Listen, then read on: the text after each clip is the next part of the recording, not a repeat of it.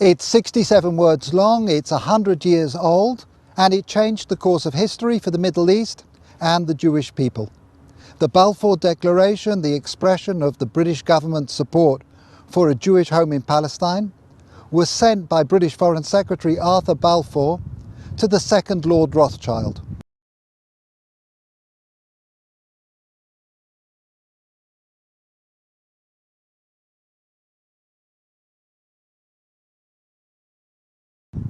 I'm here in Buckinghamshire at Waddesdon Manor to speak with the fourth Lord Rothschild about the Balfour Declaration, what it means for Britain, for the Jewish people and the Rothschild family. The Foreign Office, November the 2nd, 1917.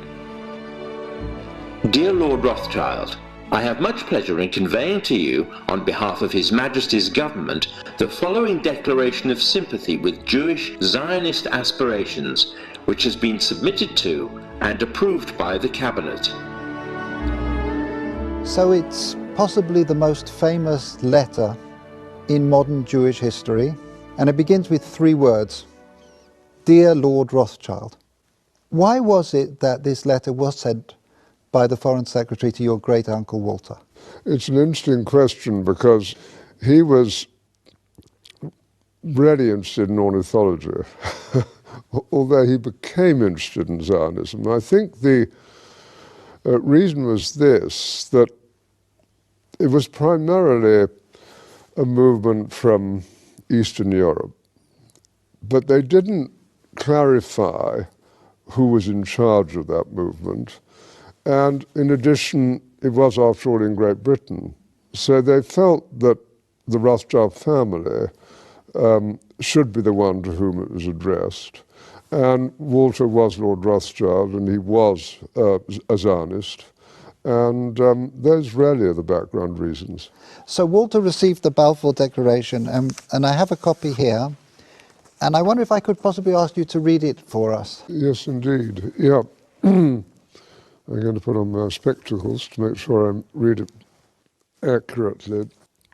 His Majesty's Government view with favour the establishment of Palestine as a national home for the Jewish people, and will use their best endeavours to facilitate the achievement of this object, it being clearly understood that nothing shall be done which may prejudice the civil and religious rights of existing non-Jewish communities in Palestine, or the rights and political status enjoyed by Jews in any other country.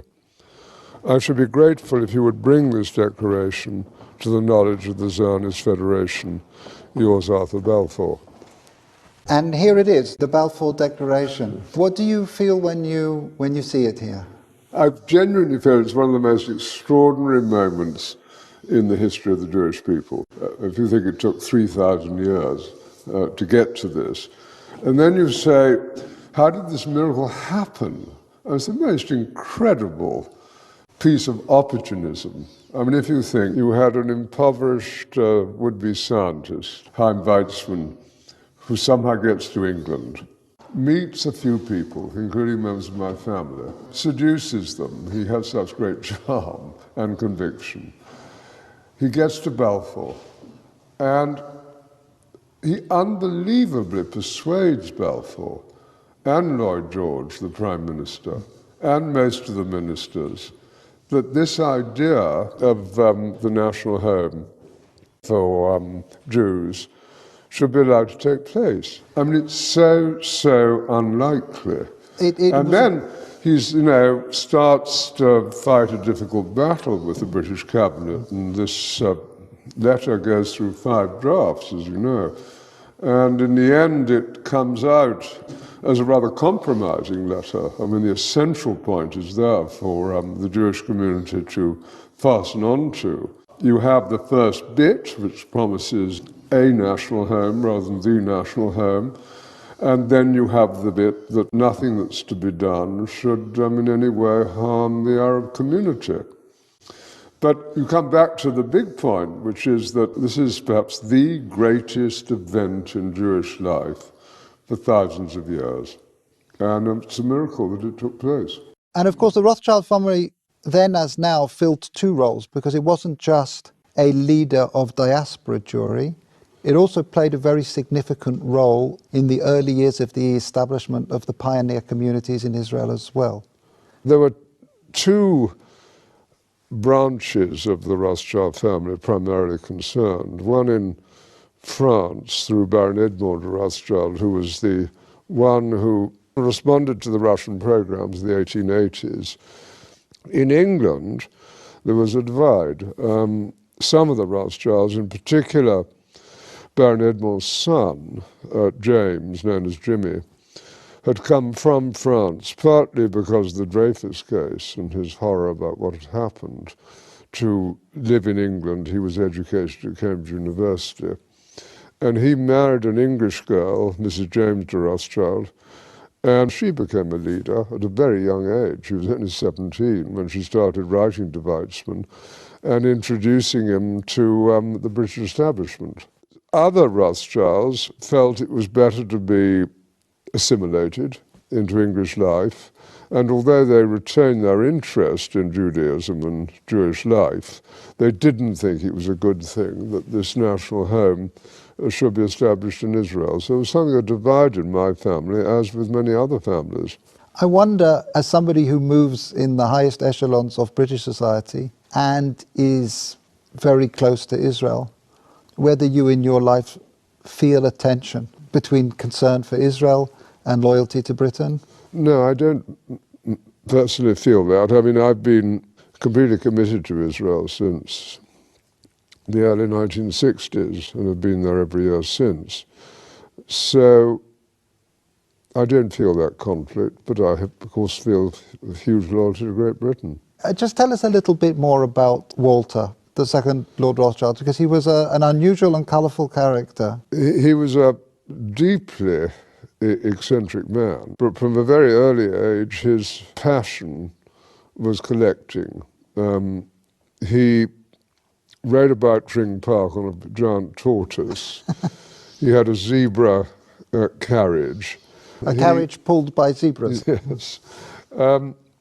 He collected on a massive scale birds, insects, fleas, It was butterflies. the largest single collection created by a single individual. I think that's true. I think certainly in Great Britain, I think probably anywhere, he was the greatest collector of ornithological material. His niece, Miriam, writes that for 2 years, as one of his eccentricities, he didn't open any of the letters that were sent to him and stuffed them away into wicker baskets.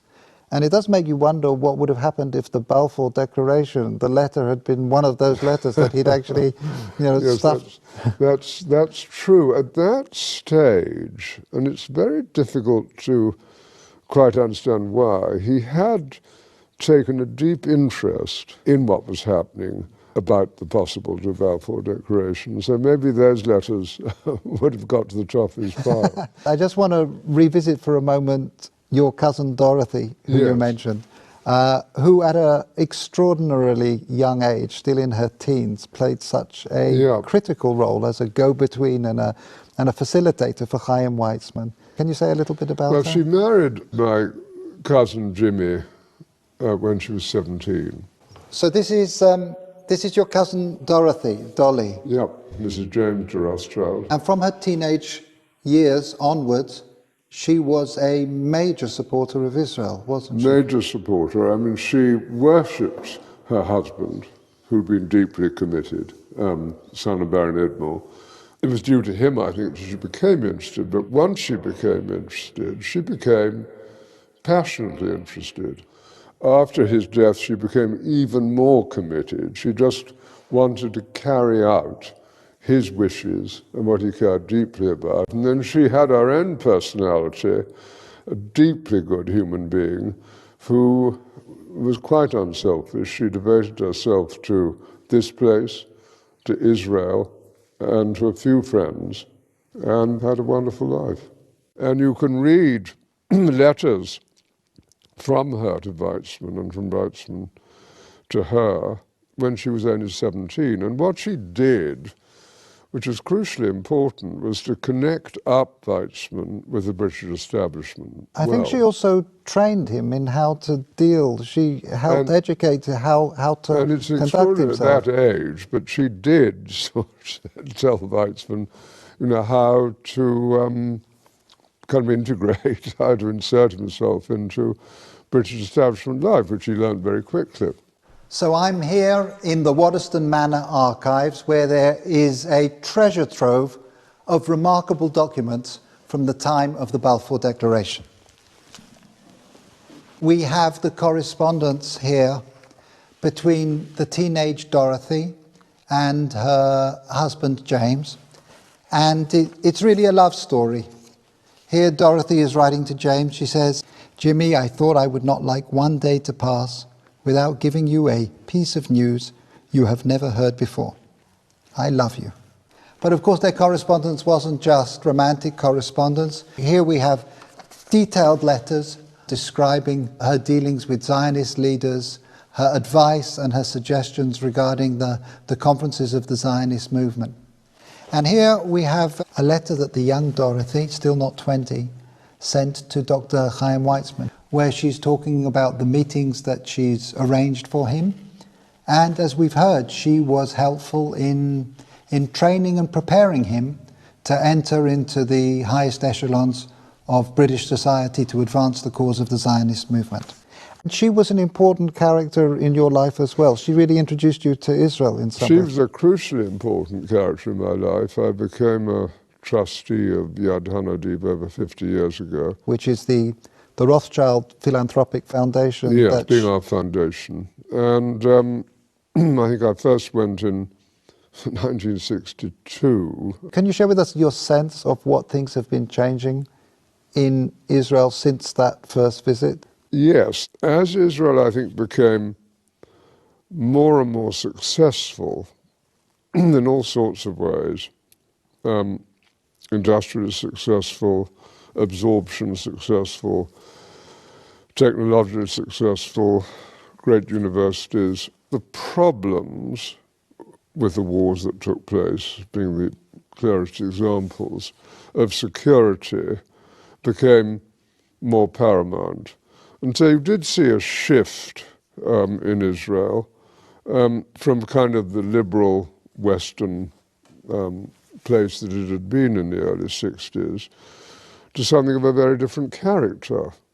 And you also have a shift, of course, between communities in Israel. I mean, Israel is a patchwork of different immigrants from different countries. And you have the religious, you have the non-religious, you have a town like Tel Aviv, which is attractive to the kind of business community, to what I would call ordinary city life. And then you have Jerusalem, which remains a very religious city and full of conflict between Arab neighbors and itself. Those internal issues within the fabric of Israeli society are one of the main focuses of Yad Hanadiv. Can you mention just one or two of the projects that feel to you most significant? Yes, we do a great deal of work on education, a great deal of academic work. We keep going at Ramat Hanadiv, the garden where Baron Edmond was eventually buried. We're on the point of building the new National Library of Israel. I have two unexpected ones, perhaps. If you take the Orthodox community, it's important that they have employment. And we're trying to develop programs which it's possible for them to undertake. Similarly, you have a problem with Arab unemployment, and we set up jointly with the government employment centres to facilitate greater employment of Arabs within Israel. And so we're an active foundation trying to help with these fissures in Israeli life and to do some good. And we're sitting here looking forward to the 100th anniversary of this significant letter. If I can just ask you to think about the next centennial, 100 years' time, and just maybe share some of your hopes, your aspirations about where Israel will be? What does one hope for? One, of course, hopes for a peaceful relationship with Israel's neighbours, and that's going to be the most difficult matter of all to achieve.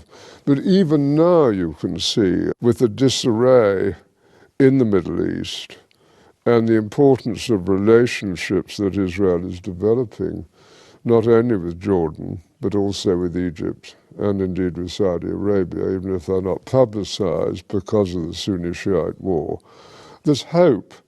And I think if you take the need of Arab nations to have intelligence help, and if on the other hand you take compassion and generosity coming from Israel to Palestinian territories and its less fortunate neighbors, there are grounds for optimism, and I am an optimist. Lord Rothschild, thank you very much indeed. No, thank you.